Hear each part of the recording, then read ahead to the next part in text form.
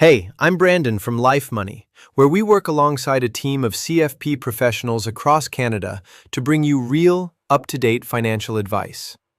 In today's video, we're talking about RRSP withdrawals, and specifically the tax trap that catches most Canadians completely off guard. If you've ever pulled money out of your RRSP and wondered why thousands of dollars just disappeared, this video is for you. Let's get into it. You pull $20,000 from your RRSP, only $14,000 hits your bank account. And here's the part that actually stings. You might still owe more at tax time, I know, but that's exactly how this works, and most Canadians don't find out until it's already happened to them. If you're watching this because you're thinking about making a withdrawal, maybe for a home, maybe because things are tight right now, I want to make sure you have the full picture before you pick up the phone and call your bank. Because most people don't get told this stuff until after it's already happened. Today, I'm breaking down the withholding tax, your actual tax bill, the contribution room you lose forever, and 3 real scenarios so you can see exactly where you stand. Think of your RRSP like a vault. When you put money in, the government said, "We'll let you skip taxes on that deposit, for now." But the moment you unlock that vault and take cash out, the bank is legally required to grab a portion and send it straight to the CRA before you ever see it. That's withholding tax. It's automatic. You don't get a choice. Here's the quick version. Small withdrawal, 10% gone. Medium, 20%. Anything over 15 grand? They take 30 cents off every dollar before it even hits your account. It goes up fast. So on that $20,000 withdrawal, the bank withholds 30%, which is $6,000. That's why only $14,000 hits your account. Quebec residents, quick note for you. Your province adds its own layer on top, so your combined withholding is higher, about 19%, 24%, or 29%. Yes, even steeper.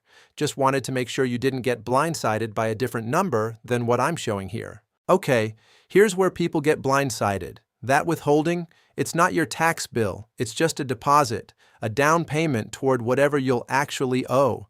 Let me tell you what this actually looks like. You earn $55,000 at your job. You're 38, living in Ontario. You pull $15,000 from your RRSP to clear your credit card debt. Bank withholds 20%, $3,000. You get $12,000. You pay off the card. Feels great. Then April comes. CRA looks at your total income for the year, which is now $70,000, and says your marginal rate on that extra $15,000 is actually 33 to 40%. So the real tax on it? Somewhere between $4,500 and $6,000. You already paid $3,000 through withholding. That leaves a gap of $1,500 to $3,000. That's your April surprise. And the money? It's already gone. So here's what I'd tell anyone thinking about withdrawing. Run the numbers first. Use a tax calculator. Figure out what you'll actually owe and set that money aside in a separate account.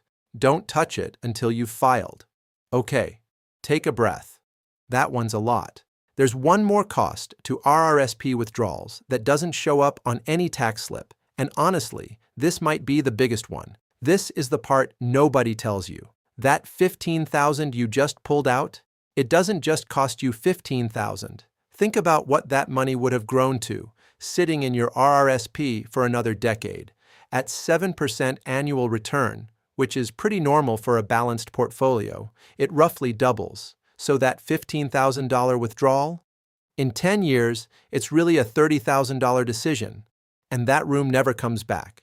Not next year, not ever. This is completely different from a TFSA, where the room comes back the following January. With an RRSP, it's a one-way door. So before you withdraw, ask yourself one honest question. Is this truly an emergency, or can I find the money somewhere else? A TFSA withdrawal, a line of credit, those should come before your RRSP, every time. Okay, enough theory. Let me show you what this actually looks like for 3 different people. Scenario 1. Part-time worker, 26 years old, withdrawing $5,000. You're working part-time, earning about $22,000 a year in British Columbia. You need $5,000 for an unexpected car repair. Your bank withholds 10%, $500. You get $4,500 in your account. Your total income for the year is now $27,000. At that level, your actual tax on the withdrawal is roughly $1,000. You already paid $500 through withholding, so you owe about $500 more at filing. Here's the silver lining though. At $27,000 total income, you're still in a low bracket.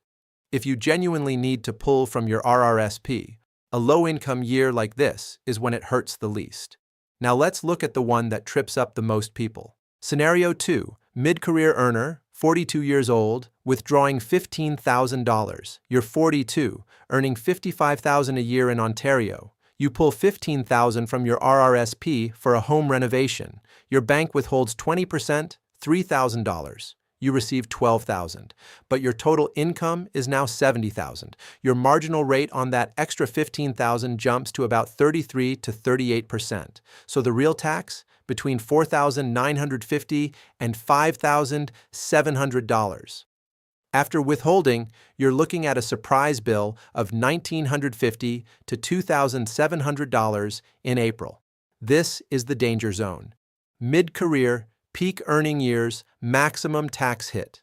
If you absolutely have to withdraw at this stage, spread it out. Take $5,000 a year over 3 years instead. And this last one, this is the one that genuinely hurts to watch. Scenario 3. High earner, 51 years old, withdrawing $30,000. You're earning $90,000 in Ontario. You want $30,000 from your RRSP for a cottage renovation. Your bank withholds 30%. $9,000, you get $21,000, but your total income is now $120,000. At that level, the government is taking roughly 43 to 50% of that withdrawal. The real tax? Between $12,900 and $15,000. After withholding, you still owe $3,900 to $6,000 more at filing. At this income level, the RRSP is the most expensive money you can touch. Okay, so that's the bad news. Here's the good news. There are real ways to fight back. 1. Time your withdrawal for a low-income year, parental leave, between jobs, taking a break. Your marginal rate drops, which means CRA takes less. Some people actually plan this deliberately. They build their whole RRSP drawdown strategy around years when they'll earn less. Wild, right?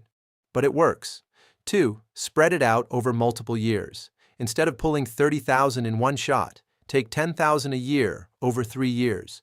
You stay in lower brackets, your withholding rate stays lower, and you keep way more control over what you owe each April.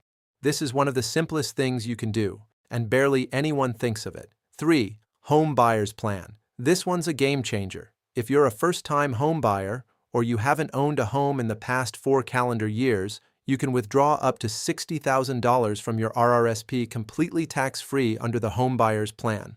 The catch? You need to repay it over 15 years, starting 2 years after the withdrawal. Miss a year's repayment, and that amount gets added to your income. But as a path to home ownership, this is one of the best tools out there. 4. Lifelong Learning Plan. Going back to school full-time? The Lifelong Learning Plan lets you withdraw up to $10,000 per year to a maximum of $20,000 total, completely tax-free. That goes for you or your spouse. Repayment happens over 10 years. 5. Plan your RREF conversion in your 60s.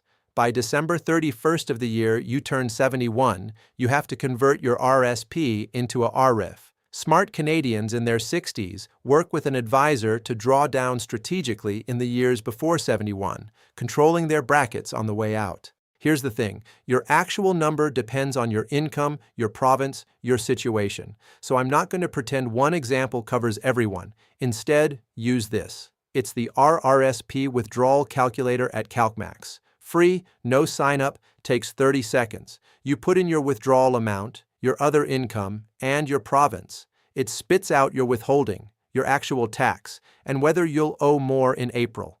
For example, an Ontario resident earning $55,000 and withdrawing $15,000. It shows $3,000 in withholding, actual tax around $5,600, and an additional $2,600 owing in April. That's the number you need to see before you make the withdrawal, not after. Links in the description. Run it before you call your bank. All right, 3 things to take with you. 1. Withholding is a deposit, not your final tax. Your bank holds back 10, 20, or 30% automatically, but the real bill gets settled when you file based on your total income for the year. 2. RRSP contribution room is gone forever once you withdraw. Unlike a TFSA, it doesn't come back. Every dollar you pull out is a dollar of tax-sheltered growth you'll never get again. 3. If you need to withdraw, be strategic about it. Low-income year, spread it out. Use the home buyer's plan or lifelong learning plan if you qualify. And if you're sitting there right now wondering whether you should withdraw, run the calculator first.